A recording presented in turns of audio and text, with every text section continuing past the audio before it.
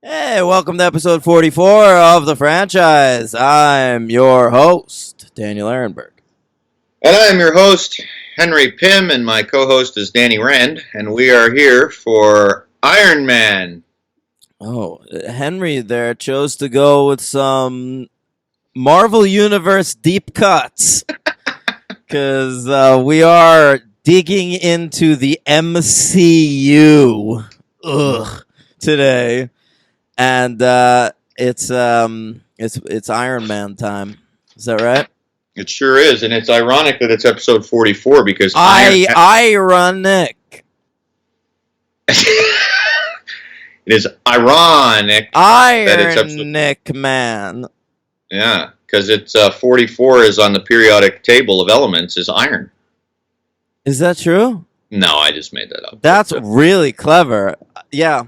Thanks. Do you know what the call signs there are for iron? Because I do. I remember that. No, Isn't it Fe? Did I make that up? I don't know. I didn't pay attention in chemistry class. I failed chemistry for the year. I pretty much think I almost came close to that. I like to tell girls that on dates. Like, if shit's not going well, I'm like, well, don't blame me. I failed chemistry. In college or high school? High school. I had to retake it. And then, I was right, by the way. That is iron. Well done. And thank you. Then I retook it, and I remembered a lot from the year I had failed. And so my teacher didn't know I was taking it a second time, and she thought I was like hella good at chemistry. You thought you were Tony Stark. Yeah, that's right. Wow. Mm-hmm. All right. Obadiah Stane. Well, before we get into any of that, we got a little update there, Danny. Oh, that's true. I've got a franchise update for you ladies and gents out there. One of my favorite parts. You like the franchise update? I have fun with it. It informs me, and it's informative for everybody. And yeah, you're the as you said in the first episode, you read the Hollywood Reporter as you are wont to do. Yeah. Classic line. Classic line. No, not really. But I had somebody tell me that they thought that was very funny. I don't know why. Like a year ago, they were like, "I like that your friend said, as he's wont to do." I was like, "Oh, really? Okay." Well, I'm glad my idiosyncratic speech patterns are appealing to some. Yeah. Mm-hmm. Yeah. All right, franchise update. You ready? I'm ready. Thor Ragnarok writer Chris Yost of Craig Kyle and Christopher Yost fame, they used to be comic book writers, is writing Sony's movie about Spider-Man characters, Silver Sable and the Black Cat. Oh, so this isn't the Venom debacle. No. So now, tell me about this. All right, so Silver Sable and Black Cat are two fairly random Spider-Man characters that they're trying to fit into a movie, I guess. I mean, they're both female, so this might just be a case of let's try and make a lady-centric superhero movie. But I don't know. It could be good. Black Cat's a good character. Silver Sable's not really, but if you cast someone good, they could make it a good character.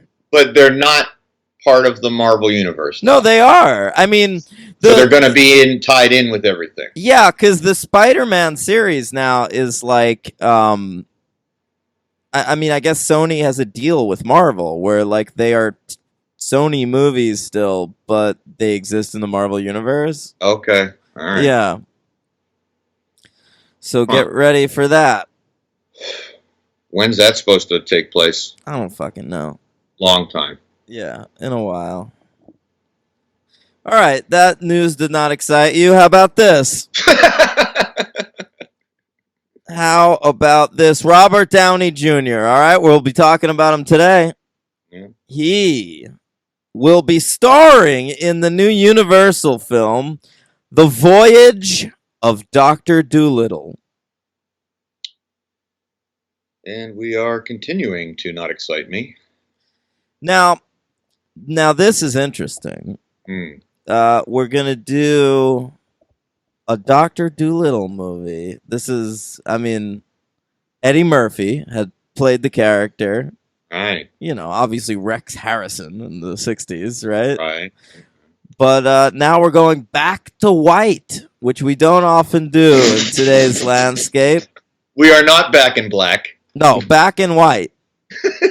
Yeah. Weird. Okay. I wonder why he would do that. Downey? Hey. Yeah. Well, he wants to talk to the Kid for animals. his kids? I don't know. Yeah. He only does franchises anymore, famously. Like, when was the last time you saw Robert Downey Jr. in an actual movie? The Soloist. No, are you kidding? That was gonna start a huge superhero franchise, The Soloist. About a famous cellist who's a homeless person. Yeah. He was I didn't the see that. I homeless didn't see person The with Soloist. cello powers. I didn't see The Soloist because it had Jamie Foxx in it. Also because it just looked awful. I didn't see The Soloist, but I saw the trailer for The Soloist 49 times. So did I. Yeah. You remember that? It was in Oh front my of God. every movie for months. It sure was. Oh. No, I know another movie he did. He did that courtroom movie with Robert Duvall. Oh, Remember that, The here Juror? come the judge.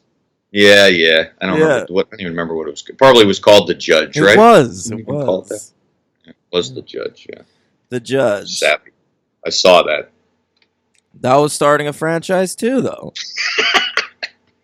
Robert Downey Jr. is the judge. Just didn't take. No, courtroom adjourned. Am I right? Objection sustained. Oh yeah.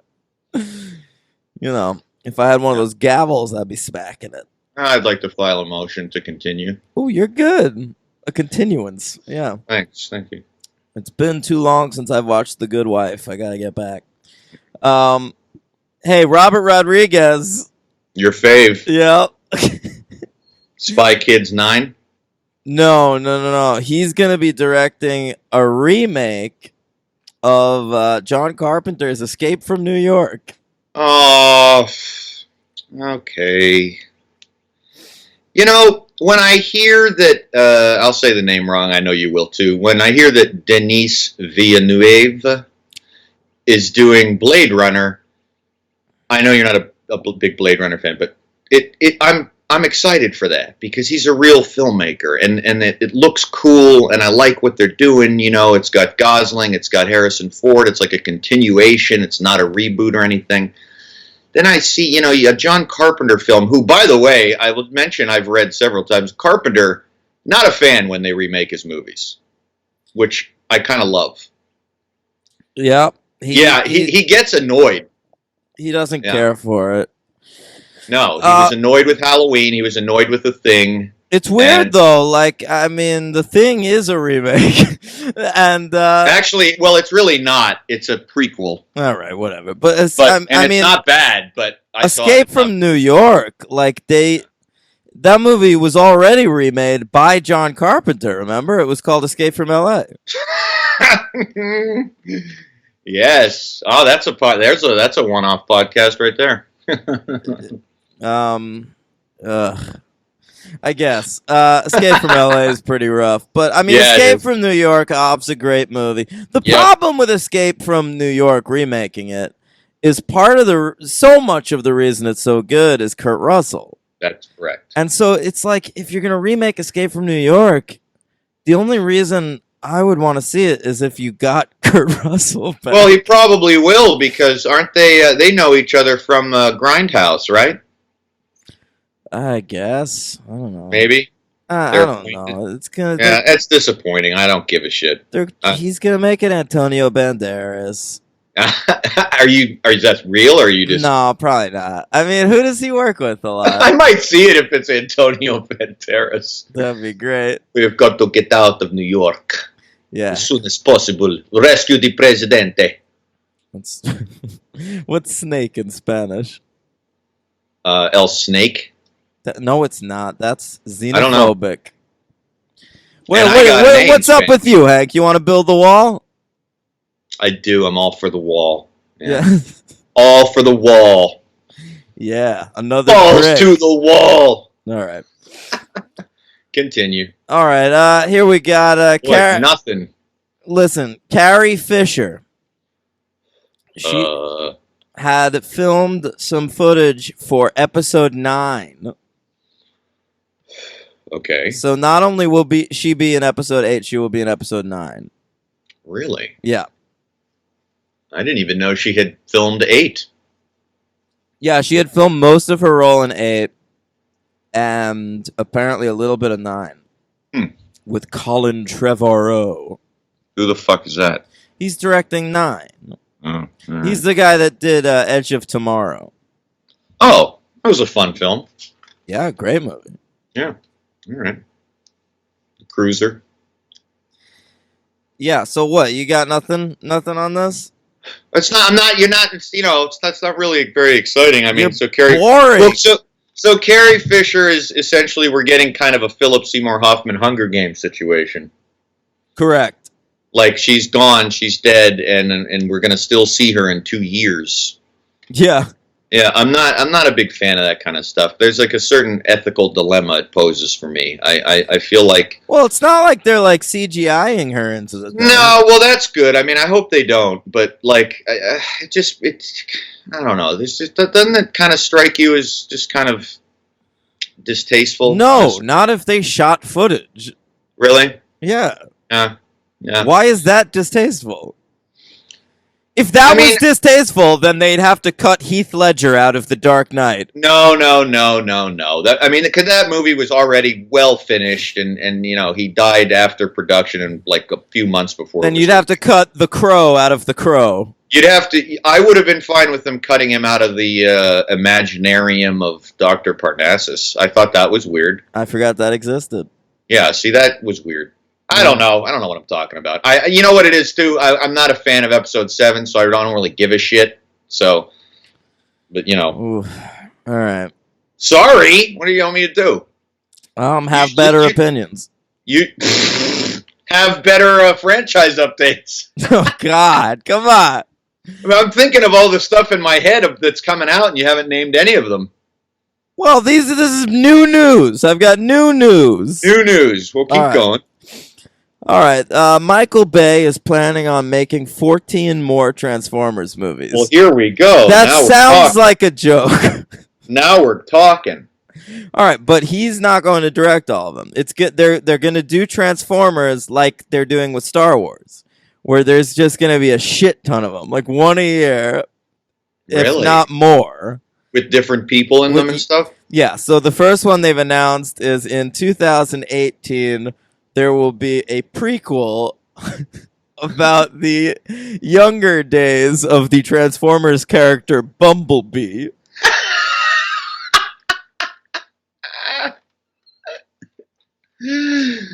If my childhood memory serves me correct, is Bumblebee a Volkswagen Beetle? That sounds right. I saw the first 2 Transformers films. I saw clips of the first one, couldn't make it. It was watchable to me, but I couldn't see anything. Bumblebee. Wait, why do you say that? I couldn't make anything out. It was like the Godzilla remake. No, that's bullshit. The Transformers movies are bright. It's all daylight. Yeah, but it doesn't matter. All the Transformers themselves are like indiscernible. And like what they're changing and when they're moving, it's awful. Okay, all right. Well, we'll be covering that in a couple months, so get ready. Okay. Yeah. Yeah, but Bumblebee, I just remember he's the car Shia LaBeouf is like driving to college. Right, they're like loading up Bumblebee, and he's driving with Megan Fox over there. All right. Yeah. Is he gonna come back, Shia LaBeouf? No, Shia the Beef is done with Hollywood, I think. Oh. His movie just set a record. He's in a movie right now that just set a record in England for the lowest grossing film of all time. Oh my God, really? Uh-huh. No. I think it made like $23. That's not a joke. 23 pounds? Yeah, like it's something like that. Wow. Uh-huh. Oh boy. Let's go to the movies, love. What's playing? Oh, it'll be our tickets. A couple went to see the movie, and that was it. Yeah, and One showing. Yeah, and apparently it was Dick Van Dyke in Mary Poppins. He took a spoonful of sugar to the Shia LaBeouf movie.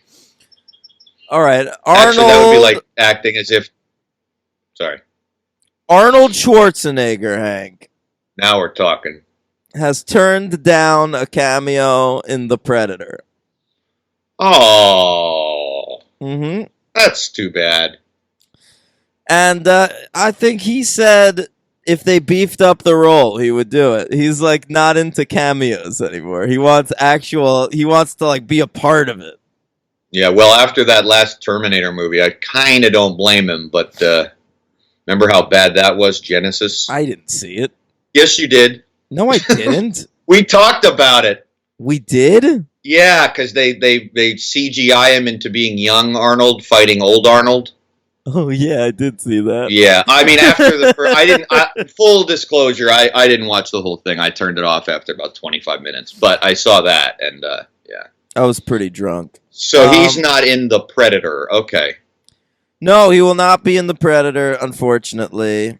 Although he did say he'd love to come back and play another Batman villain. I'm not joking. He said that. Oh, well, hey, the way it's going now, why not? And the sequel to Twins still in production. I'm not joking about that either. Oh, man. You know about Arnie. that movie, right? Arnold. I think you mentioned it to me off air like a million years ago. Triplets.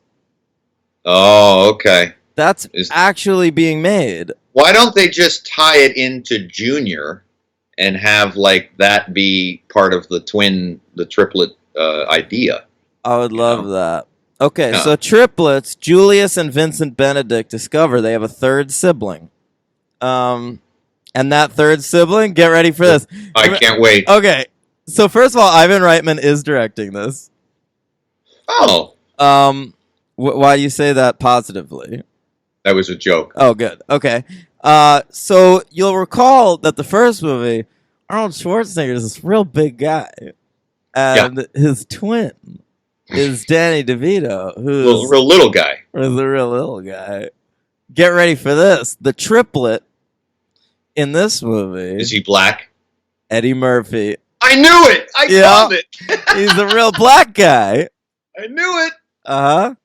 Oh, I hit that out of the park. Screenplay is being written by Josh Gad. Oh, the actor? Yep, one of the most unfunny people on the planet. Boy, you're right about that. Yeah. Yeah.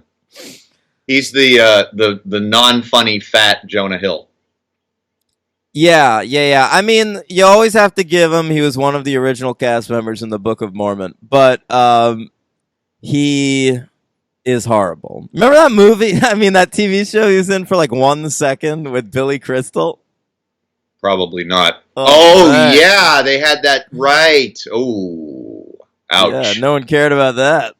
Oh, boy. I've only seen him in a couple of movies, but I don't even remember what they are. Doesn't he like usually play like a nerdy MIT computer nerd or something all the time? I feel like he's always just a fat guy falling over stuff. I don't know. Fat guy falling over stuff. Yeah. He's not even a fat guy in a little coat. No. All right, there's going to be a Dune remake. Okay. Who's doing that? The aforementioned Denis Villeneuve. Oh, he's just going out all out for these early 80s flicks. Okay. Yep. And they just signed on as the new screenwriter, Eric Roth. Of Forrest Gump and Benjamin Button? Correct. To write Dune. Yeah. Will it feature a slow character who's Southern and ages backwards on the planet Dune? It's not the planet's not called Dune. I know it's not. I famously read Dune to impress an 18-year-old when I was in college. Hmm. And I don't remember the name of the planet, but it wasn't Dune. Well, I do have a recommendation. It was on my best list of 2014. I don't remember, but Jodorowsky's Dune. yeah. Jodorowsky's That Dune. is a great movie about Mm. the failed making of the Dune movie that should have been made. So I got to tell you, I don't really care about Dune, but I would see it just for that director. Yeah, yeah. Who's in it? Arrakis, by the way, is the planet from Dune. Well done. Yeah. Who's in it?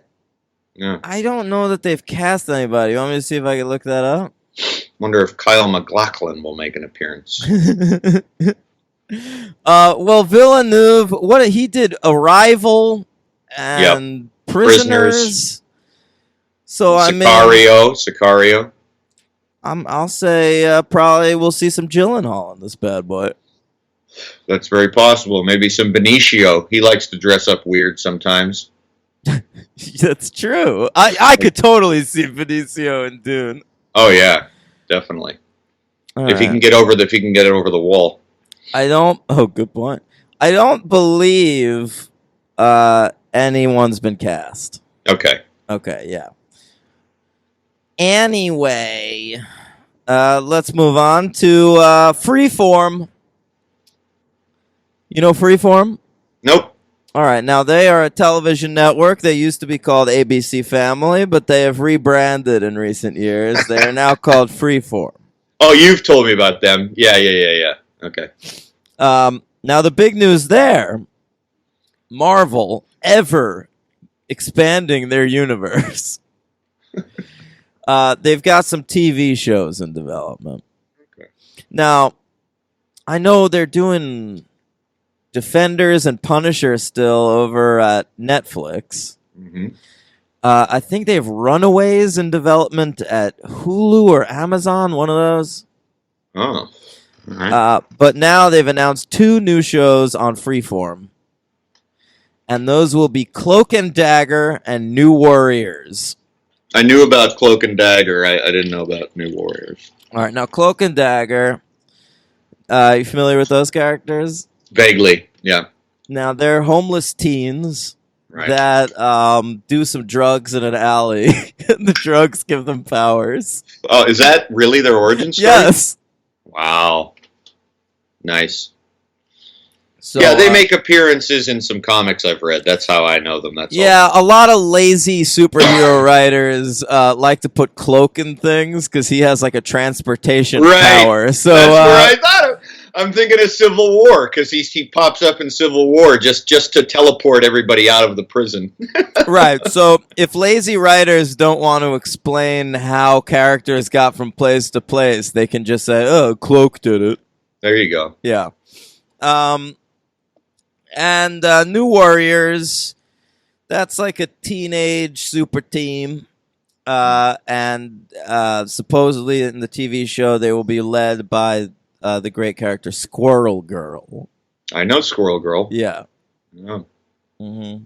Okay. She was once Luke Cage and Jessica Jones's nanny. That's correct. Yeah. So there you go. That's what Freeform's got going. Wow. Mm-hmm. And FYI, I'm joking about those shows. I will be watching every episode of both. I know you will. I love both of those fucking comics. I have read the fuck out of some Cloak and Dagger and New Warriors. Oh, yeah? By the way, interestingly, New Warriors for a while there was written by the aforementioned Chris Yost, who's working on that Okay. Silver Sable Black Cat movie. Well, there you go. Black Cat. And I saved the best for last. All right. DreamWorks reviving a franchise. You thought it was done with the last entry, Forever After. Nope. Shrek 5. Wow. There were 4 of those fucking things, huh? That's, 5 if you include Puss in Boots, the spinoff.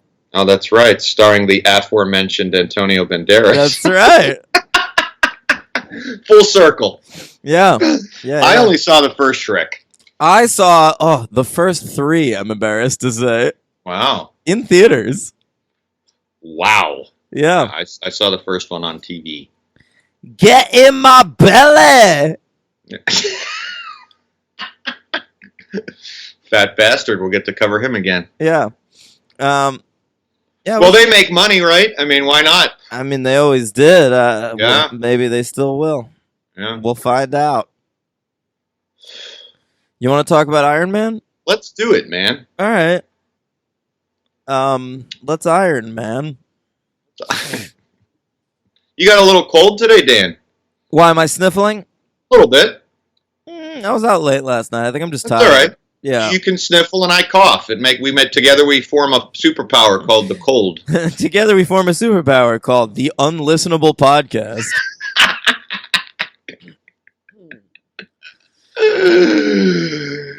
I was thinking right before we did Iron Man, to tie in with it, did you want to give, since you're the resident comic book expert, did you want to give any of our viewers a little bit of quick history of Iron Man at all? Anyone? We can do that. We can do that. Yeah, I mean, I think it's necessary because off the top of my head, he was created by Stan Lee in the '60s, like so many were, and Iron Man. He was never one of my favorites, but I've read the classic storylines like everybody else has, like Demon in a Bottle from the 80s, which was the one where Iron Man hit rock bottom and had to quit drinking. Right. And I mean, I don't know. Iron Man's a character I've enjoyed a lot more in recent years. I think Matt Fraction's run on the Invincible Iron Man was particularly great. And I think actually what reignited interest in Iron Man was the Ultimate Universe, because he had been such a sober little sap for so many years. And then when Mark Millar wrote the Ultimates, which was the sort of rebooted Avengers, yeah, he made Iron Man a drunk again. And so he started writing Iron Man as this like funny, quippy nut job who doesn't know how to handle his shit. Okay. And it's very much like the character that appears in the movie. And in the Ultimate Universe, is that where they also started to draw Nick Fury as Sam Jackson? Correct. Okay. In that, Mark Millar also did that, by the way. He wrote Ultimate X-Men, where Ultimate Nick Fury had his first appearance, and asked the artist to draw him like Samuel L. Jackson. Cool. So a lot of the Marvel Universe, cinematic universe, whatever, should be credited to Mark Millar, and probably not enough of it is. Yeah. Mark Millar famously has a good head for what on the comic book page will work as a movie, which is why he's written so many comics that have become huge hits. Mm-hmm. He wrote Wanted, he wrote Kick-Ass, he wrote Kingsman: The Secret Service. Yeah, like he doesn't work in superhero comics anymore because he's a huge Stan Lee fan, and he's like, why are we writing Stan Lee's characters? We should be trying to do what Stan Lee did and create, 1,000 great concepts. Wow, that's cool. Yeah, so he wrote Civil War too, right? Yeah, that was back when he was working at Marvel. He did Ultimate X-Men and the Ultimates and Civil War and a bunch of other really good characters. And I don't mean to nerd out with a question, but did he also write Planet Hulk or no? No, that was Greg Pak. Okay, that's right. Mm-hmm. Okay, all right. Mark Millar. Mark Millar, a great Scottish writer. Oh, he's Scottish? Yeah. Oh, look at that. Yeah, and he did have a say on the Iron Man movie. There was like a team of like 5 or 6 guys from Marvel that like Jon Favreau consulted when he was like plotting out the movie, and Millar was one of them. Brian Michael Bendis was another. Oh yeah. Blah blah blah. Mm-hmm. And I read that in the late '90s they were trying to make an Iron Man movie, and both Nick Cage, of course, was interested, and then Tom Cruise was interested. Tom Cruise was attached for a really long time, actually. I remember that as a comic fan, because that was back in the days when all comic book movie news was very, very exciting because it was so rare. Yeah. Now, Yeah. now Right. you get it every single fucking day. Right. Right. Now we can talk about the previous attempts to make Iron Man into a movie because, I mean, they chose Iron Man as the first Marvel Cinematic Universe movie because it had never been adapted before. That's what I was going to ask you. Why?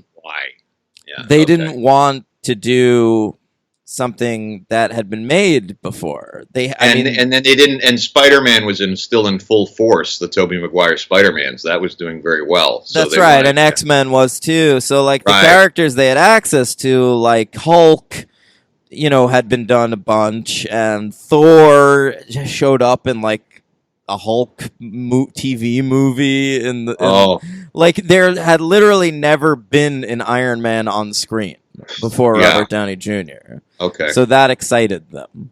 Sure. In the early 1990s, Stuart Gordon had the rights to Iron Man. I know that name. Why? He directed Reanimator. That's right. Yeah, that's so right. He was going to do a low-budget Iron Man the same way that, like, Roger Corman made that Fantastic Four movie. Okay. And that never got off the ground. And then, famously in the late, for probably like 6 or 7 years, in the late 90s into the early aughts, Tom Cruise was attached. Wow, that long, huh? Yeah, like that was going to happen for a while.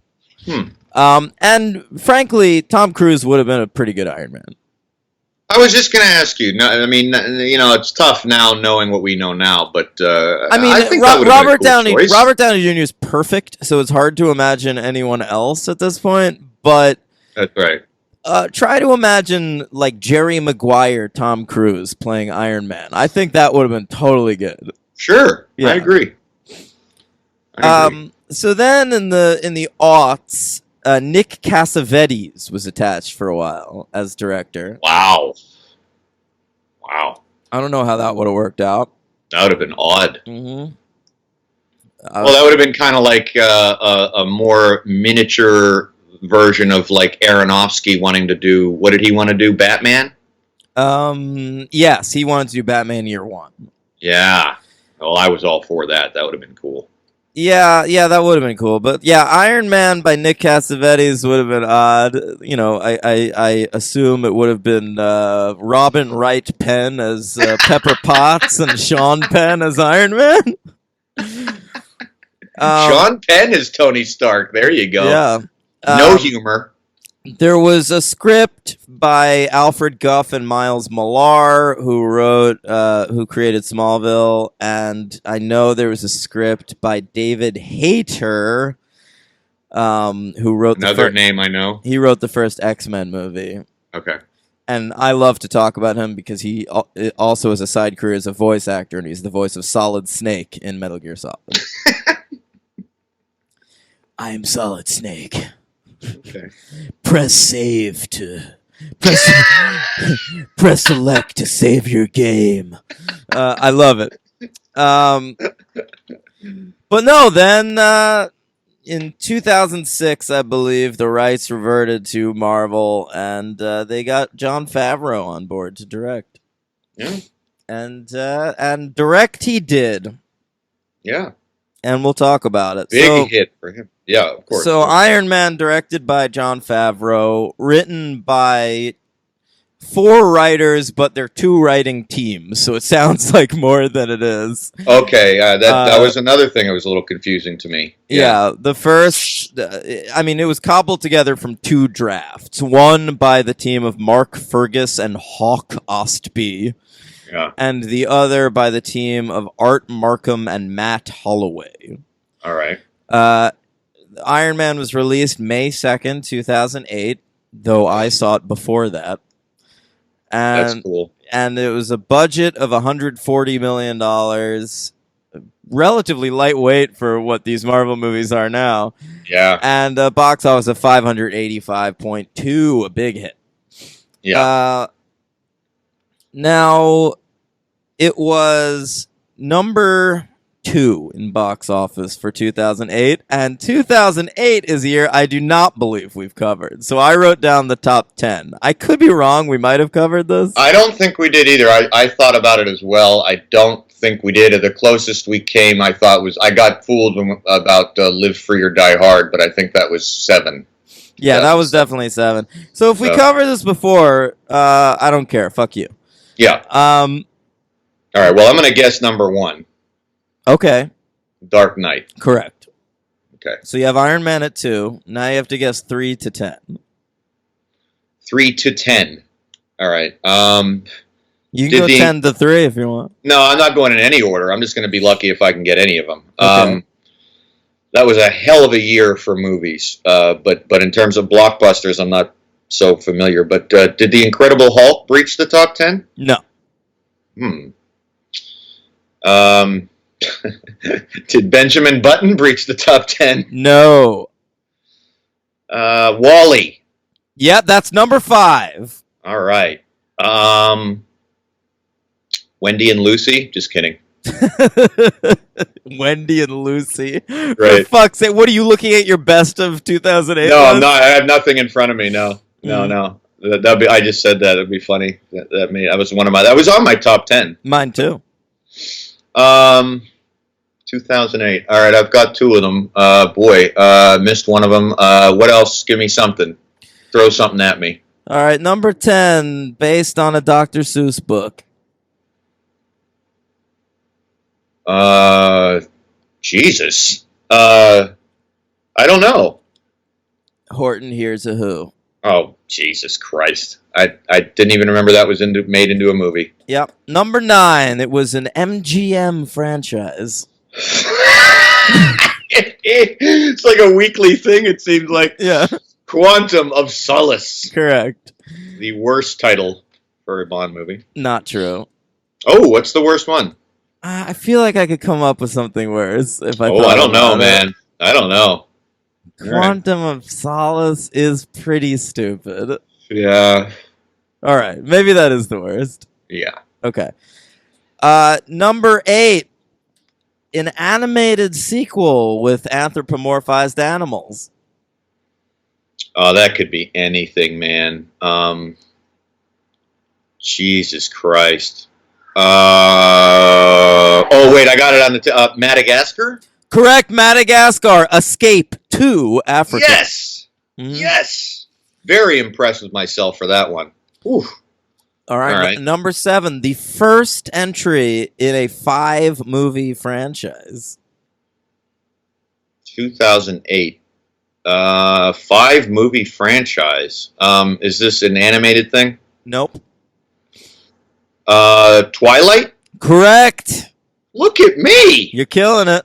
And I haven't even seen any of these movies. I've seen all the Twilights. I know you. No, but I mean everything I've named, I almost haven't seen. All right, go ahead. Continue. Number 6, the first entry in a 3-movie franchise. This is animated. Kung Fu Panda. Correct.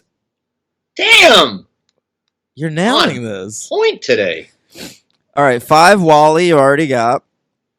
Number 4, this was supposed to start a franchise, but I don't know what happened. They never got the second one off the ground. I can't believe it was number 4 for the year. I saw it in theaters. I remember almost nothing about it. Did I see it? I don't think you did. It is a superhero movie, but not based on previous material. Speed Racer? That's based on previous material. Yes, it is. A superhero movie not based on previous material.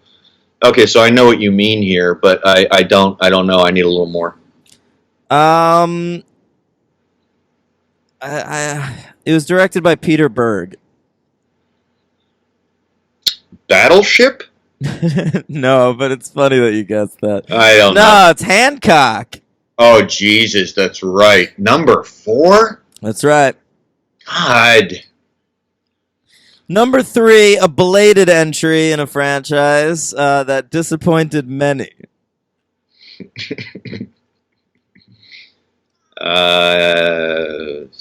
Dark Knight and Iron Man are 1 and 2. Number 3, a Directed franchise. by one of the most reputable filmmakers of all time. It has aliens in it. It has aliens in it.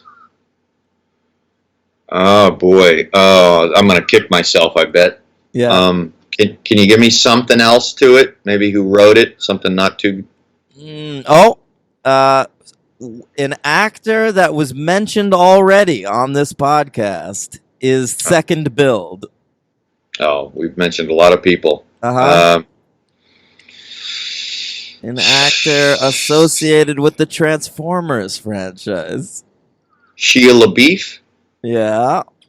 He was in the number 3 movie that was supposed to start a It was not supposed to start a franchise. It was... Oh, okay. So one of the Transformers. No. I don't know. My friend, Indiana Jones and the Kingdom of the Crystal Skull. Oh, which I've never seen. Yeah. You'll see it for this podcast. Yeah. Oh, wow. Of course. Yeah. All right, let's talk about it. Iron Man, nominated for 2 Oscars, by the way. Let's get that out of the way. Yeah. Visual effects, which it lost to Benji Butts. Yeah. Mm-hmm. Well, that's fair. Visual effects? Yeah. I mean, they're great, but Benjamin Button was pretty revolutionary in its visual effects, no? Whatever you think of the movie, I mean... No? Okay. Sure. I mean, come on. Jesus Christ. Sound editing, it lost as well to The Dark Knight. Okay. That one I buy. Yeah. I don't know anything about sound editing, so... Dark Knight has good sound. Oh, sure. Yeah. I mean, I couldn't argue with that. But, yeah. All right, now... Yeah, go ahead. Let me tell my story of when I saw Iron Man. Go for it. All right. I was interning at Marvel Comics at the time. Yes. In the graphic novel trade paperback collections department. And, you know, the big news the entire time I was there, of course, was the Marvel Cinematic Universe. Right. So, I mean, people were talking about this thing. Like, is it going to be good? Like, what are they going to do? They're starting with Iron Man? That's kind of weird. Right. And, I mean, I got to sit in on some meetings about what Iron Man comics would be coming out around the movie. That was exciting. Wow, that's really cool. I remember Matt Fraction... Or no, Ed Brubaker was writing Captain America at the time. Wow. And he wanted Iron Man to fall off the wagon and start drinking again, but Marvel wouldn't let him because he couldn't be drunk for the movie. Did you meet Ed Brubaker or any of those guys? Yeah, I met a few of them. Matt Fraction, cool. I met. Wow. Matt Fraction was writing Iron Man at the time. Okay. I believe there were 2 Iron Man comics. I think the other one... No. Yeah, it was Matt Fraction was writing Iron Man at the time. There had previously been a comic by the creators of Carnival that was like wrapping up. Yeah. Carnival. Yeah. It's an Office reference. Oh, I don't remember that. Carnival. Anyway, so the whole Marvel staff, interns included, got to go see an advanced screening of Iron Man at the Ziegfeld about a week before it came out.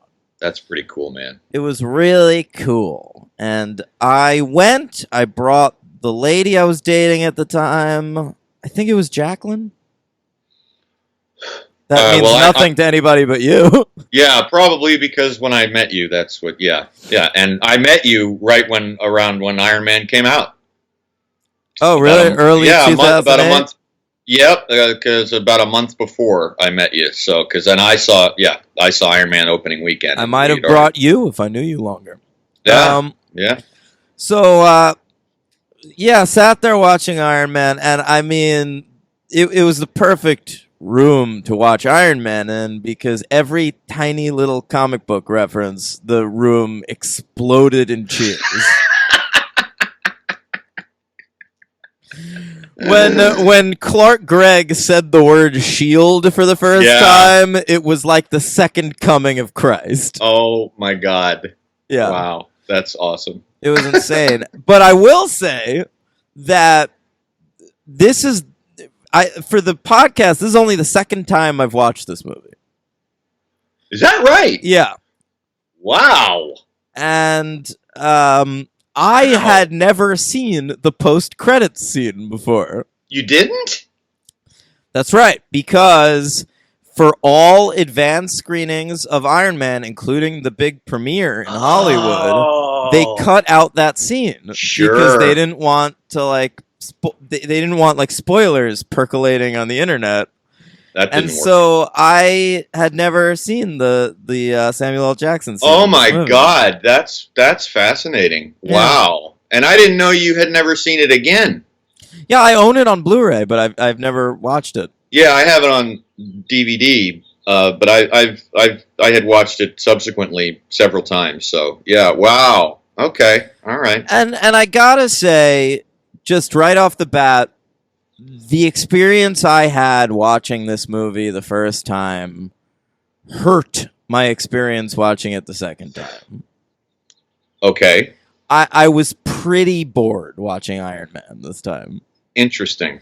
And part of that is also superhero fatigue. I'm bored of superhero movies. Sure. It takes a lot to get me invested in one these days because they're all kind of homogenous and similar, and I don't care anymore. I just super don't care. But I mean, this viewing of Iron Man was much more interesting from a historical perspective now that the Marvel Universe cinematic universe has existed for 9 years and they've made so many movies. Yeah. It's interesting to go back and watch the first one. Yeah. Well, real quick, I'll tell you my experience with it. It's not nearly as interesting as yours at all. But I remember I saw this with a whole group of people. It was like a big fucking event. And I remember being kind of the only one in there who was not blown away by it. I liked it, but there were things about it that annoyed me. But I had also not really delved. I had just started, I want to say maybe a year, maybe a little less than a year, really getting into reading some other Marvel comics. And I found a lot of Iron Man when I saw it in the theater it was a little too snarky, too quippy for me. Like I liked what I saw, but I remember having the least enthusiastic opinion of anyone around.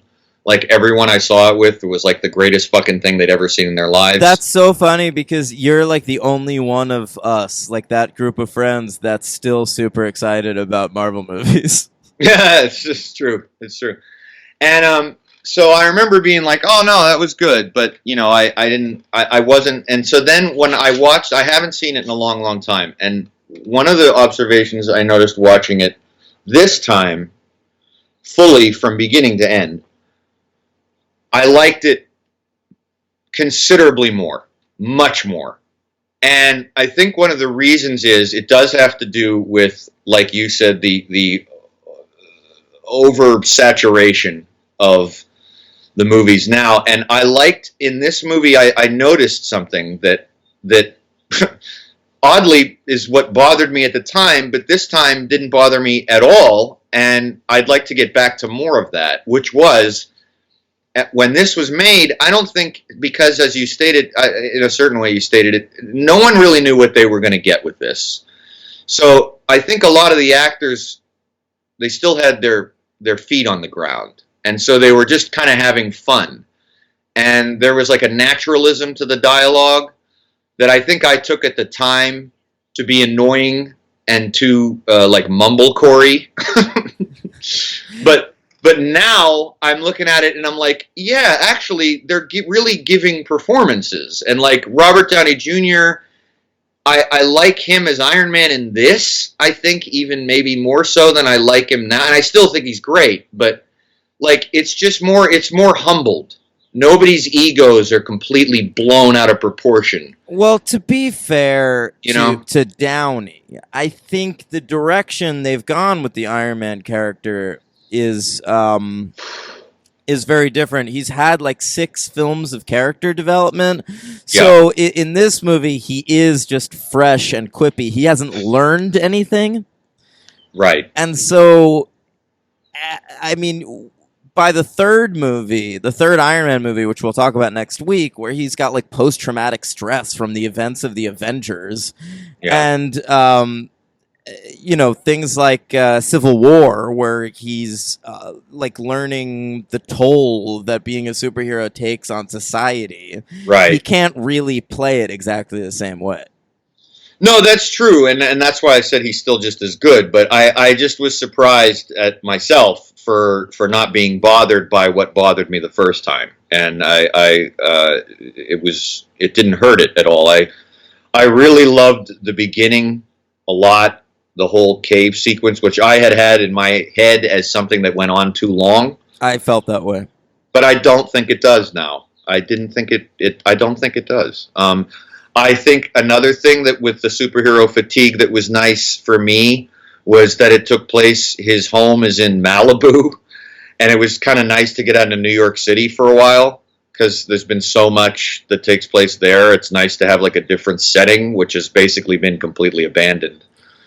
And well, because of there's Avengers Tower now, which is in New York City. But I mean, and Marvel, all the Netflix stuff, and I'm proud of Marvel Comics for starting to get away with that. They've started to move around, like for years and years. Stan Lee, because he wanted to create a universe, he made all the characters home bases.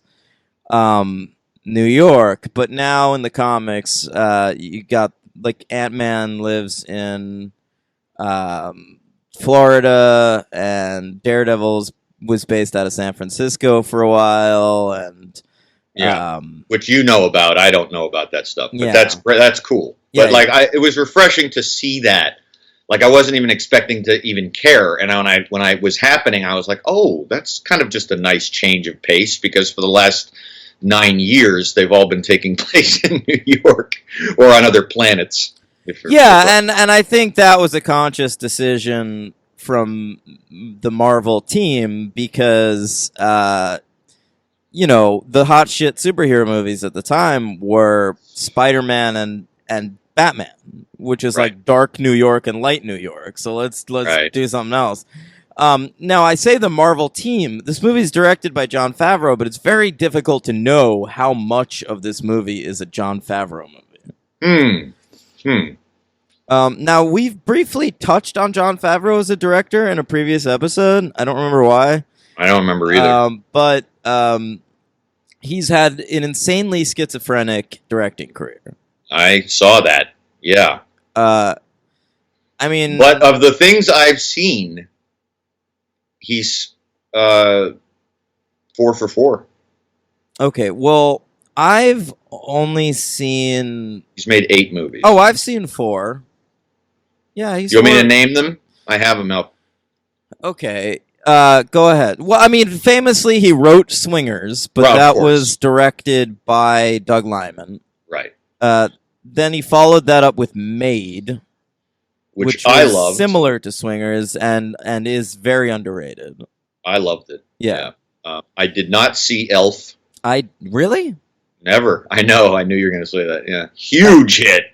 Oh, for a reason. It's really good. Okay. Yeah, I like that movie a lot. Then he flopped big time with Zathura, which I didn't see. I did see that. Okay. Any good? Yeah, he's experimenting with practical effects in that movie. It looks different from a lot of kids' movies. Zathura is one of these movies that if it came out in the 80s, it would have been a hit on the level of like Inner Space or Goonies or something, but it just came out in totally the wrong decade. Yeah. Yeah. Then he came out with Iron Man, and then followed with Iron Man 2, and then Cowboys and Aliens, and then went back indie with Chef, which I didn't see, and The Jungle Book. Yeah, it seems to Which I didn't me see. that But he's- yeah. Cowboys and Aliens was a massive misstep for him. But very fun. I liked it. Yeah, I didn't see it. I thought it would be garbage, and it was extremely fun. It killed a Yeah. lot of the clout he had in Hollywood after the Iron Man movies, and then he went back to basics with Chef. And Which made a lot of money based on the budget. yeah, but Jungle Book is his real resurgence. Like that Holy movie shit, was yeah. gigantic, and now he's just gonna stick with that shit. He's I It think made he's- almost $1 billion. yeah, I think he's doing Lion King next. Well, that makes sense. And I mean, we never have to worry about Jon Favreau again because as director of the first ever Marvel Cinematic Universe movie, he gets a producing credit on every Marvel Cinematic Universe movie. I didn't know that. Yeah, so he's making a lot of money these days. Is that just like a contractual thing? Yep.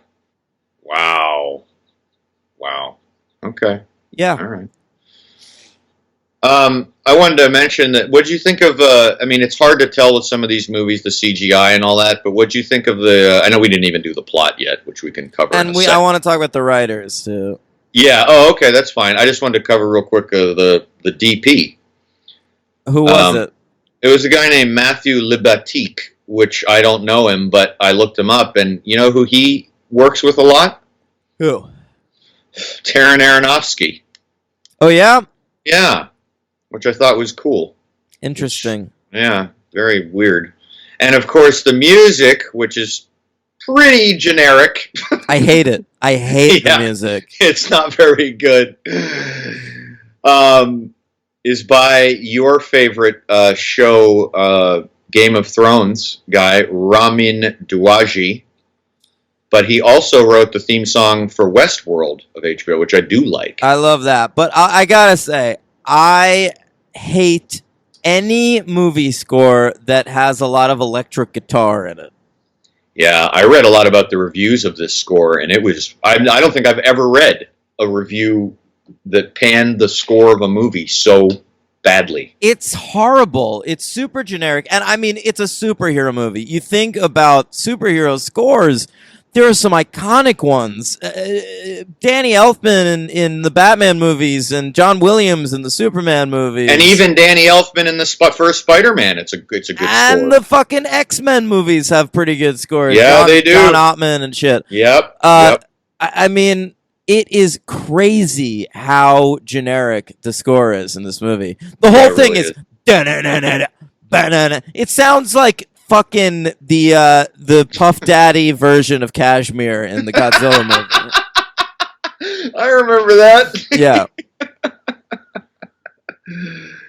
Oh boy, yeah, you're right. It sucks. It sucks does throughout. Yeah, and I remember that it already did, so it didn't bother me as much this time. But I remember when I first saw it, I was super attuned to it, and it really bothered me It's annoying. to the point of distraction. Yeah. Another thing I can blame Game of Thrones for in my life. Oh yeah. What a Yeah. POS that show is. So go. Yeah, I dumped it. Mm-hmm. Okay, the writers for this movie. I mean, you have to like these Fergus and Ostby suckers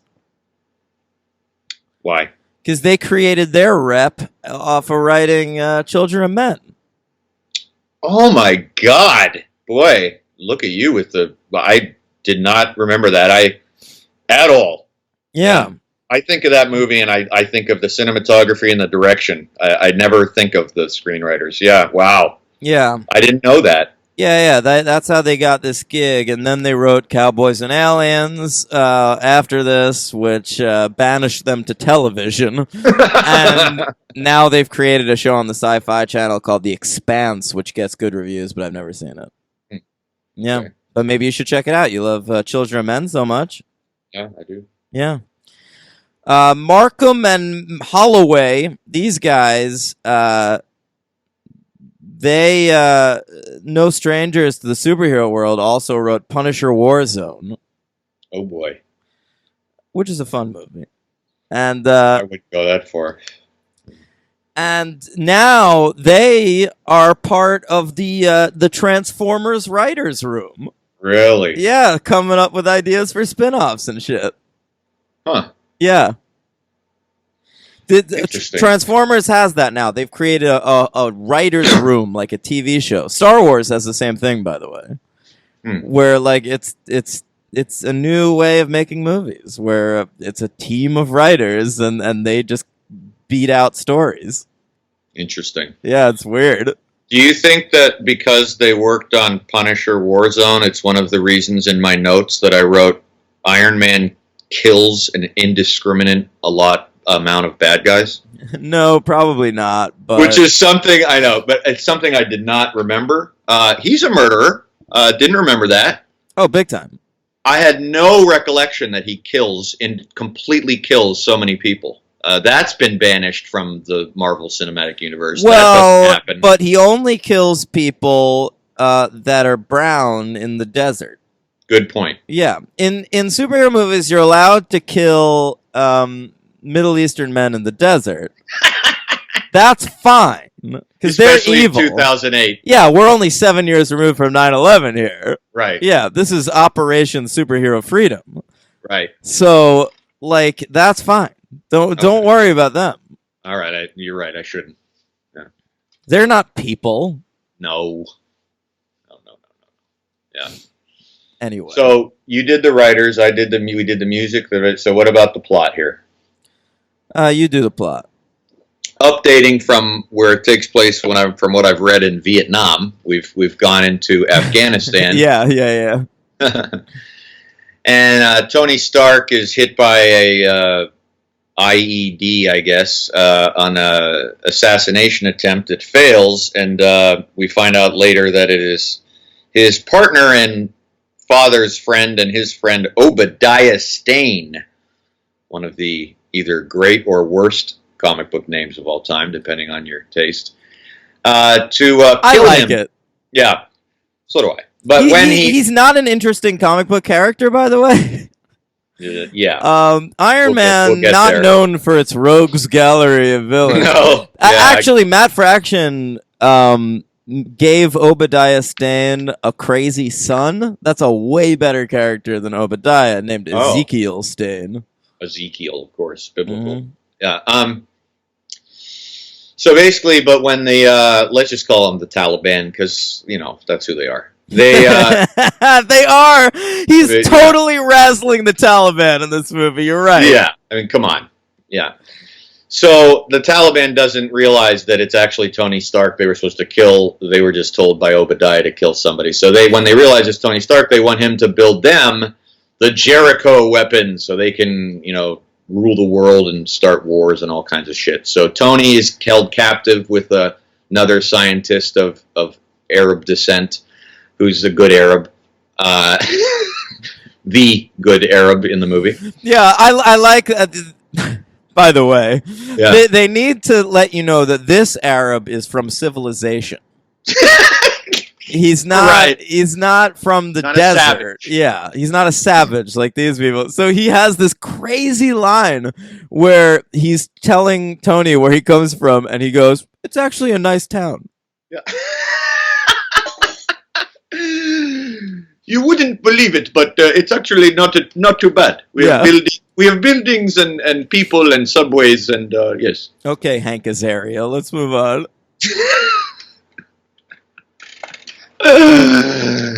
So instead of building him a Jericho, Iron Man builds the first prototype Iron Man suit to bail him and his buddy out, but his buddy gets killed in the process. Got a huge cheer in the Marvel screening room because it looks exactly like the Iron Man suit does in the first couple of issues of I was going to say Iron Man, but I think he was introduced in Tales of Suspense. Oh, really? Yeah. Okay. Yeah, so he escapes, realizes he doesn't want to make weapons anymore, comes back to Malibu. Everyone thinks he has PTSD, and perfects his Iron Man suit while Obadiah Stane is trying to get this arc reactor technology to harness it for weapons use. And blah blah blah. Right. That's why I was doing it quickly, and that's about it, really. Right. And then and then they fight. then they fight. We get some Pepper Potts in there. Get some James Rhodes, the future war machine. Terrence Howard. Yeah. So that's time to come to him. Well, we can talk about the actors in this movie. I mean, sure, let's get into Terrence Howard, because that's a weird thing where Marvel generally has been able to hang on to all their actors. I could only find 2 that didn't stick around. Sure, the other is Ed Norton, who they replaced with Mark Ruffalo, who is better. I wouldn't say that. I would. I'd say he's superb and he's excellent. But I really would have loved to have seen Edward Norton stick around too. And both times they've done this, they've gotten a better actor the second time. I mean, not that Mark Ruffalo's a better actor than Ed Norton. I just think he's a better Bruce Banner. Okay. So, yeah, Terrence Howard is in Iron Man, and next week when we cover Iron Man 2, we will talk about how now Don Cheadle is James Rhodes. Yeah. What happened with Terrence? Why did he not stick around? He held out for more money. That's all it was. Yeah, and these were early days of the Marvel Cinematic Universe. Now they have unlimited money to throw at people. Right. But they didn't back then. They didn't have money to give to the guy who's playing War Machine. Yeah. Yeah. And so Terrence Howard held out for too long and didn't get the money. And now we have a Don Cheadle, a world-class actor. True. Yeah. Listen, Terrence Howard, I think, is a pretty good James Rhodes. I'm perfectly fine with him. I think his chemistry with Robert Downey Jr. is really strong. So do I. But let's be honest, Terrence Howard is a TV actor. I don't know, man. I've seen him. I was looking at his filmography. I've seen him in more movies than I thought I had, and he's never bad in the movies I've seen him in. He's quite good. When? In Prisoners. He's in that? Yep. He's Hugh Jackman's friend. Oh, yeah. I liked him in The Brave One with Jodie Foster. Yeah, I know that movie. Very good in that. Neil Jordan. Yeah, I'm looking at other things. I just feel like he's landed on Empire, and that's where he belongs. Okay. Like, I never really realized this, because I liked Hustle and Flow, okay, but I never saw that. Yeah. That's the Terrence Howard movie to see. Oh, that's the one. Yeah. Right. Yeah. But like, I remember when I saw him in that first season of Wayward Pines. Oh yeah, that's right. Yeah. I was like, this is what Terrence Howard should be doing. He was great. Yeah, he's really good on that show. Yeah. And so I think my Terrence Howard is a TV actor. He's perfectly fine in Iron Man. I like him in Hustle and Flow. I remember him being decent in Prisoners. I don't really remember much about that performance, but I don't know. To me, he's Empire. He's totally landed exactly the right place. Okay. Yeah. Do you watch Empire? No, I don't. And even on Empire, he gets overshadowed by Taraji Henson. Yeah. All right. What do you think of Gwyneth Paltrow in this? Snooze fest, man. Yeah, you know what occurred to me? I think she's good in this. I think she's all right, but it's a weird thought, and this is going to be probably a Daniel Who Could Care moment, but it occurred to me during the movie who would have been a perfect Pepper Potts. But it'll never happen now because she's another mistress of a superhero, so forget about it. Who? Amy Adams. Oh, why? She would have been red great. Hair? Not just no. I just think her chemistry and her humor would have been really perfect for Robert Downey Jr. I think they would have been like a great team. I think that would have been a better fit. I would have liked that. Yeah, that might have been all right.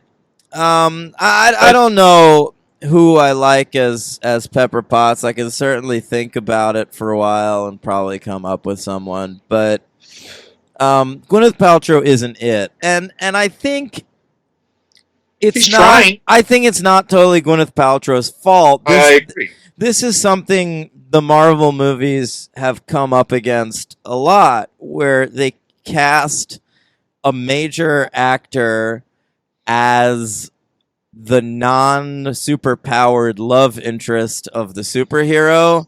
Are you and talking then- also like Liv Tyler as Betty Ross? I'm talking especially Natalie Portman as Jane Oh, sure, Foster sure, in the sure, Thor sure. movies. And it's weird. And then, like, it's the kind of thing, like, it's a big deal to be in a superhero movie. They're gigantic movies. They're always, like, top of the box office. And then, like, you go look up Natalie Portman on IMDb, and then you're like, oh, right, she was in Thor. Like, yeah, right. it's weird. Like, Gwyneth Paltrow basically doesn't act anymore. I never see her in anything. And so it's so weird that she's just Pepper Potts in these movies. And Yeah. like the thing is, like, they just haven't fleshed her out nearly enough, because in the comics, Pepper Potts becomes a superhero. She is she gets her own iron suit and Right. becomes a character called Rescue. I knew she got her own iron suit. I didn't know that was her name. Okay. Famously, her name was supposed to be Iron Maiden, and Marvel was sued by the band. Jesus Christ. Yeah. That's great. Uh-huh. I thought you were going to say they were going to call her Iron Lady in the British government suit. That would be amazing! The Iron Lady, Pepper Potts. Continuing the legacy of right-wing politics of Margaret Thatcher. Yeah, so I just think Pepper is kind of nothing in this movie. I mean, Downey just steamrolls all over her in every scene she's in. And I think Gwyneth Paltrow is a variably talented actress. When she's engaged, she's quite good, but she's often not. I don't know. Really, the only thing I've been super impressed with her in is Royal Tenenbaums. I love her in that. I remember I liked her as Sylvia Plath in Sylvia. I didn't. Really? Yeah, I didn't like liked her. that movie or her, and I like Sylvia Plath. So do I. I liked the movie and her. Huh. Okay. Interesting. I mean, An early Daniel Craig performance. how about that? Remember that? Yeah, the first thing I saw him in was Layer Cake, I think. But First thing I saw him in was Road to Perdition. oh, then I saw that too. I saw that in theaters, but I don't Yeah. remember him being in that. Yeah. You know who was in that? Uh, The Young Pope. yes. That's right. Now, yeah, Pepper. I gotta tell you, I'm out on that character. The second she orders a vodka martini. Why? Because it's like a too James Bondy, or No, vodka martini is not a real drink. it most certainly is. Gin martini or bust. If you order a vodka martini, you are basic as fuck. And I'm ready to say that here. Pepper Potts is a basic bitch. Oh man. Some people like gin martinis. Some people like vodka martinis. Some people like gin martinis. Some people are wrong. Okay. Mm-hmm. All right. Yeah. Okay. Now, so that's Terrence and Gwyneth. What else do you want to do? Any other? You want to talk about Jeff Bridges as the villain? Yes, sure. That was just an odd choice to pick him as the villain. I like him very much. I mean, obviously, I love Jeff. I think we both do as an actor. I actually think he's great in this. Yeah, so do I. But I was curious it's as to how they even because- thought to pick him. I honestly don't know, but he's not. He's like Jeff Bridges has a tendency to be lazy at times in performances, Mm-hmm. and you'd think this would be a perfect opportunity for him to be lazy. Oh, yeah. but no, Oh, he's yeah. kind of creating a character here. He is. I agree. Yeah, no, he's fantastic. He's completely charismatic in every scene. He's got that shaved head. He's And- committed. And part of that is no one could possibly care about Obadiah Stane. And so you give Jeff Bridges, room. Like, do whatever you want with this, buddy. You're not it's not like there are expectations. Like, you're not playing he's not the playing Joker. the Yeah. Iron Man does not have good villains. He just never has. Yeah. I mean, and we'll see that. That's a problem with this franchise. Yeah. I mean, by the second movie, what is it? Whiplash we're fighting? I believe so. I've only seen it once. Long Me time too. ago. I've only seen any of them once. Me too. I've seen this multiple times. I did not see 2 and 3 more than one time. So yeah. All right. Well, we'll get into it. But yeah, I like Jeff Bridges here. What was your favorite cameo? Well, I know what yours was, and I only caught it in reading about the movie because I knew he was in it, but I couldn't remember the scene and I didn't catch it. But isn't Tom Morello in it? Yeah, I was gonna bring that up.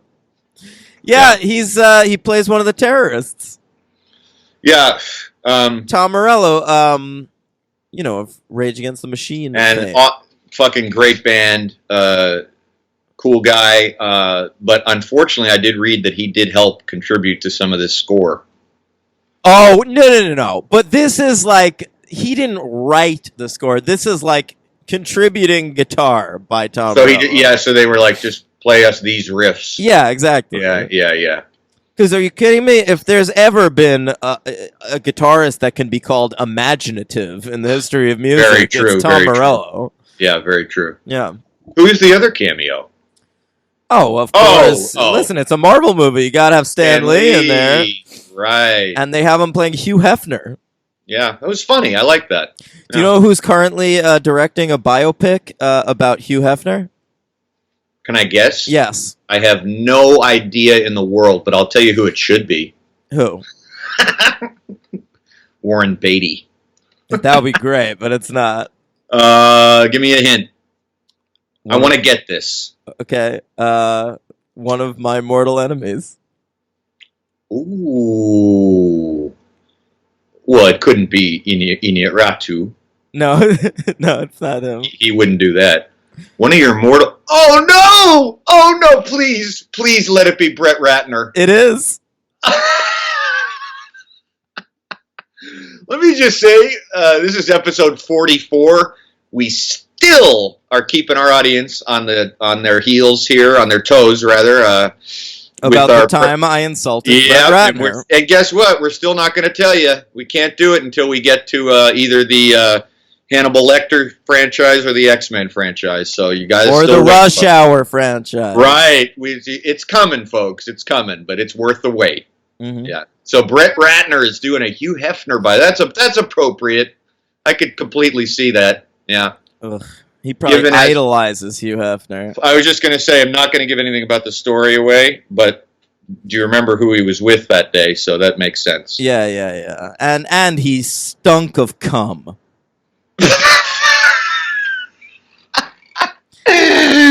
I didn't get that close to him. That guy's hands are just cum stained. Fuck you, Brett Ratner. All right, we'll get to it. All right. We'll tell that story in a couple years. Hey, here's another character we should talk about, and that is Phil Coulson. Mm-hmm. All right. Clark Gregg in this movie gets set up as Phil Coulson, a character who quickly became a fan favorite, created for the movie as an agent. I didn't know that. Yeah, as an agent of S.H.I.E.L.D., but later incorporated into the comics. He's now a comic book character. Okay. State and Maine's Clark Gregg.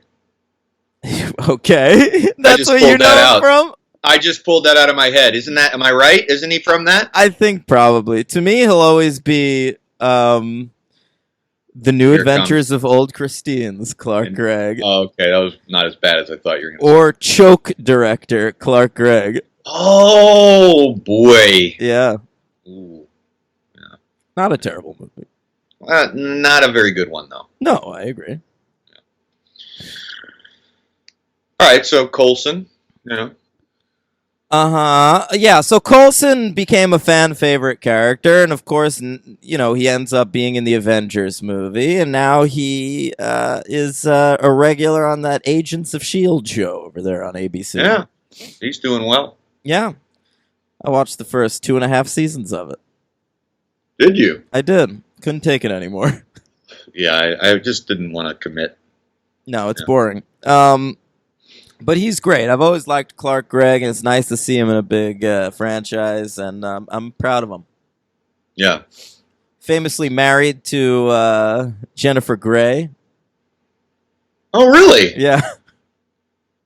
I didn't know that. One of my favorite Hollywood couples, Clark Gregg and Jennifer Grey.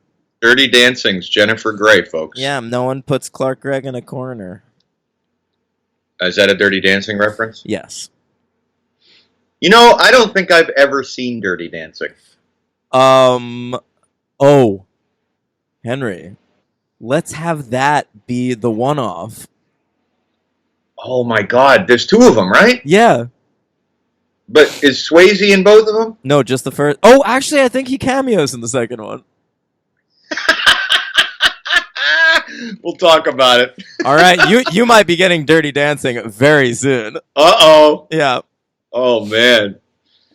Yeah, all I know about that movie is the character's name is Baby, right? Yeah, nobody puts Baby in a corner. That's what I was okay, referencing, right. Okay. I mean, there's a lot of setup in this movie for the Marvel Universe. Mm-hmm. I mean, Coulson talks about S.H.I.E.L.D., and then there's that scene of Terrence Howard looking at the War Machine armor, and he goes, "Maybe next time." Yeah. I mean, has there ever been a more blatant sequel setup? Now, I don't remember. Now, I'm actually annoyed at myself because I meant to look for this when I watched it last night, and I was honestly caught up in the movie, and I wasn't paying attention. But is this the movie where you see Captain America's shield? In Tony's workshop? Is it?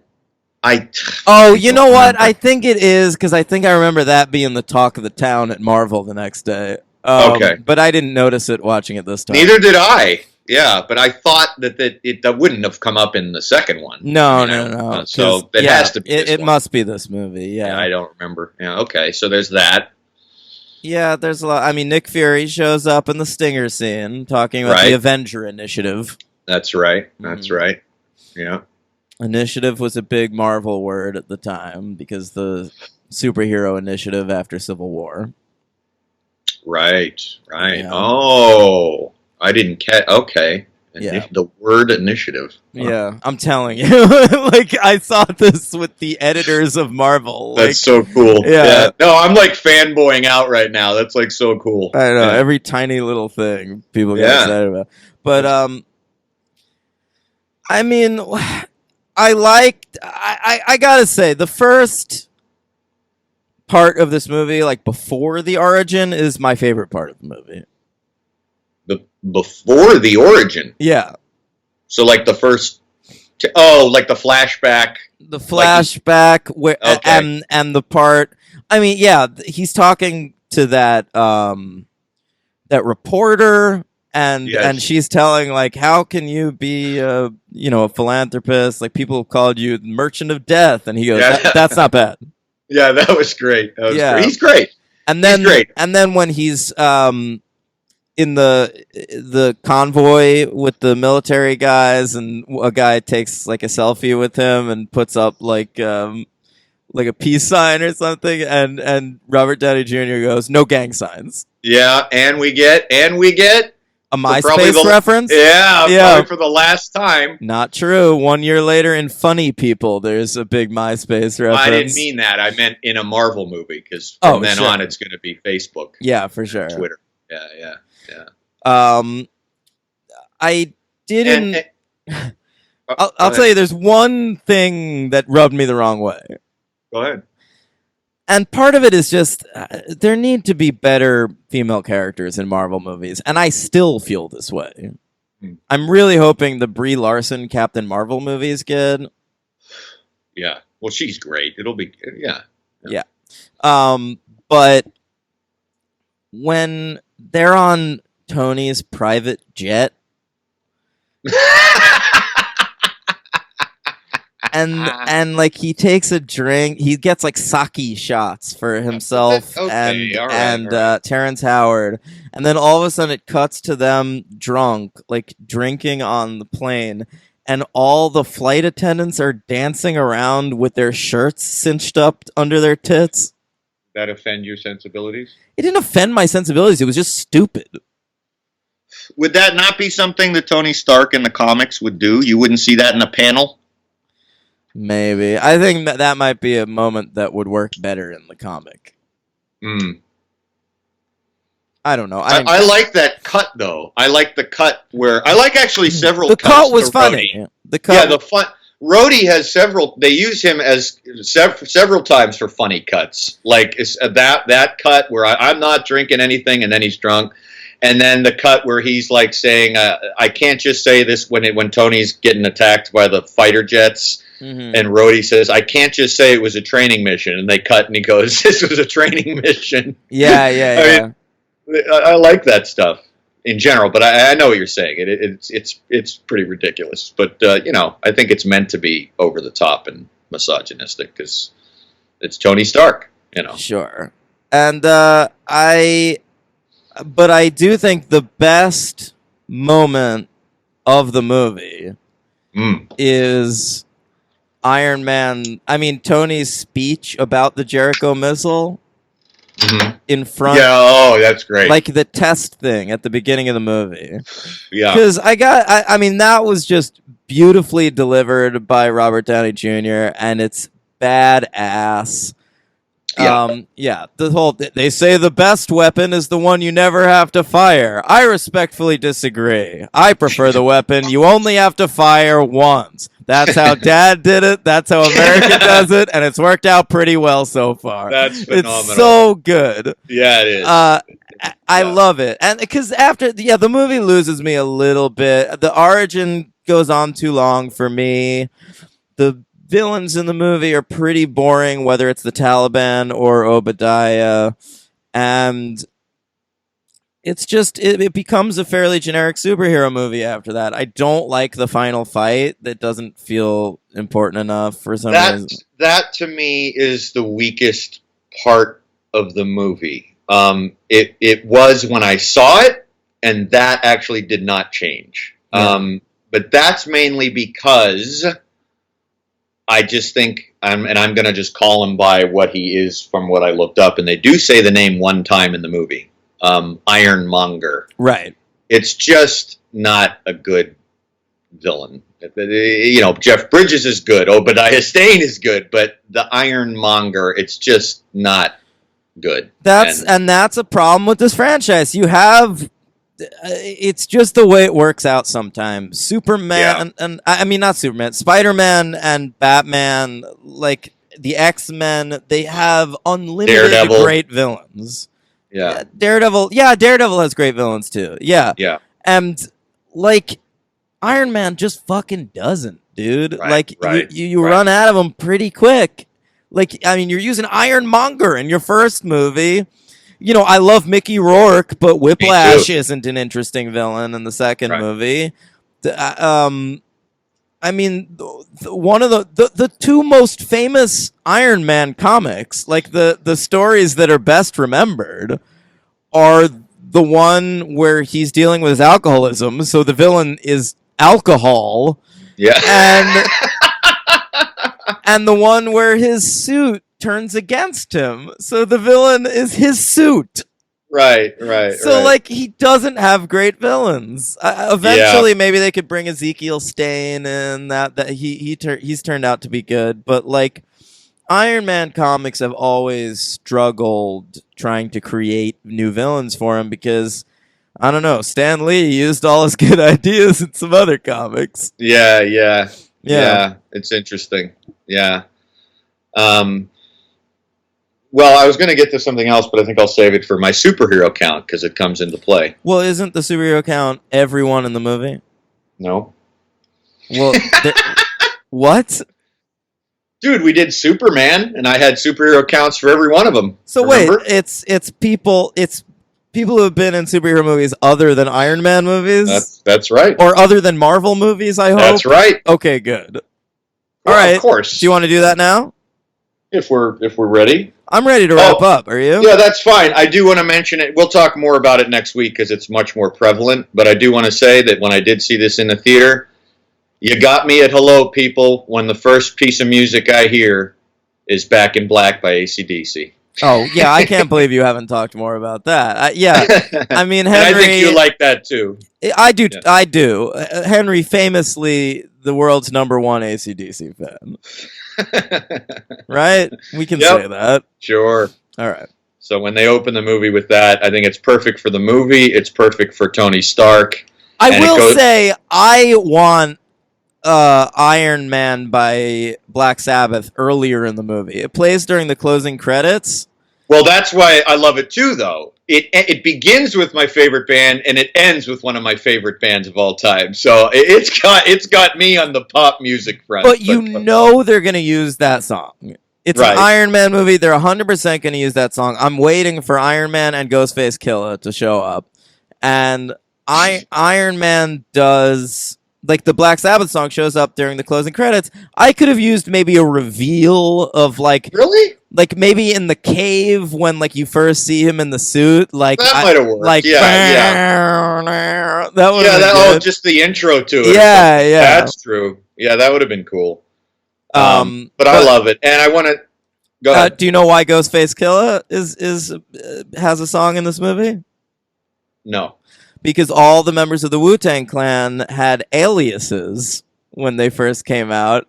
And Ghostface Killah was a huge Marvel Comics fan, and his alias was Tony Starks.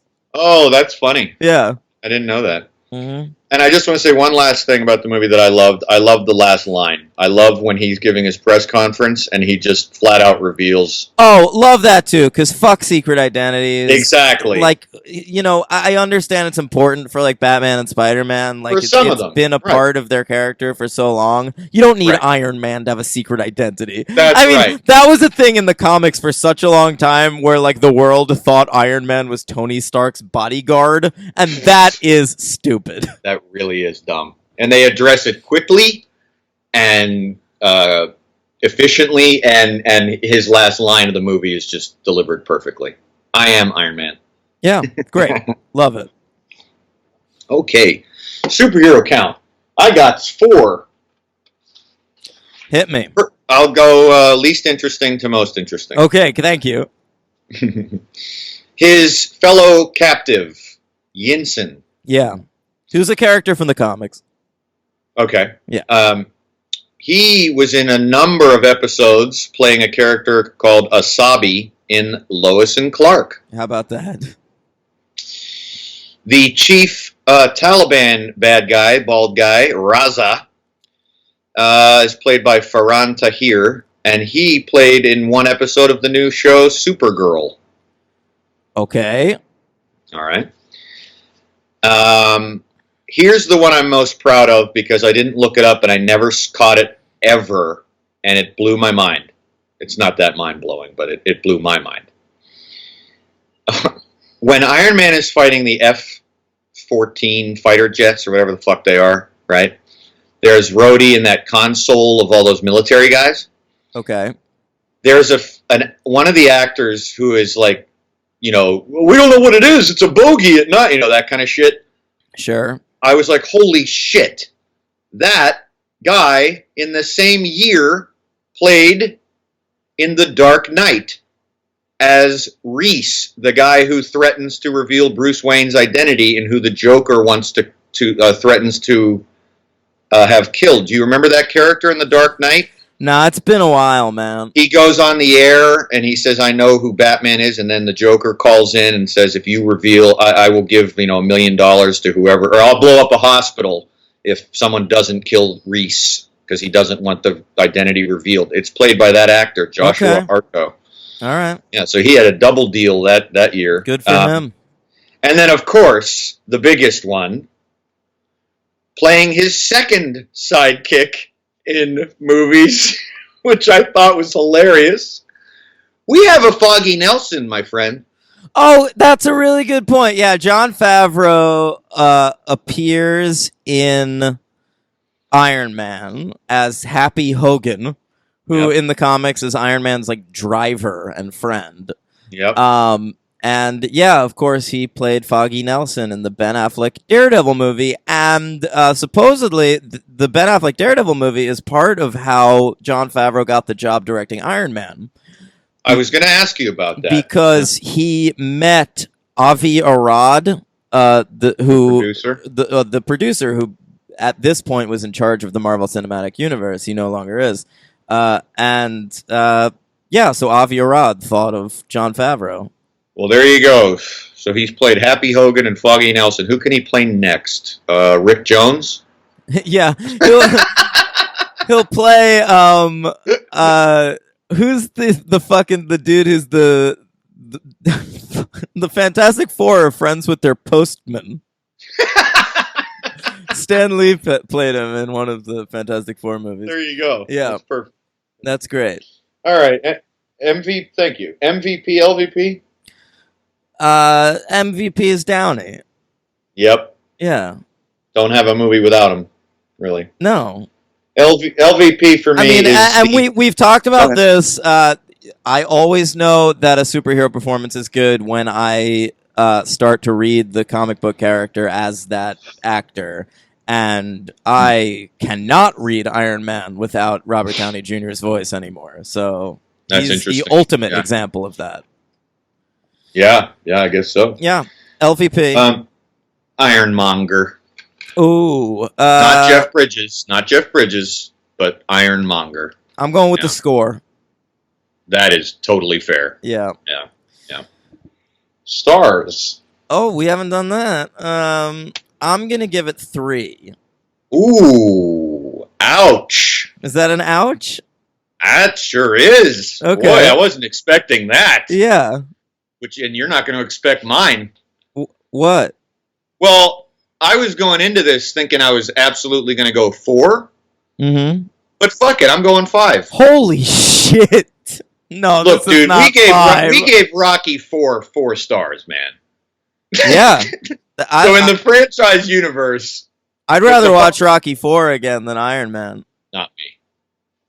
No, it's you know what? There's a couple of factors. It's the beginning of this whole Odyssey. It's done, I think, as well as they could have done it at the time. It's fully enjoyable. It's been 9 years. All right, you know what? You've talked me up to a 4. Okay, good. All Good. right. It doesn't Is happen that often. okay? That's totally fine. Because Okay. I would have given it 4, but I'm just going to go with 5. It's flawed for sure, but I'm going with 5. Okay. But a 4 is, I'm glad. Good.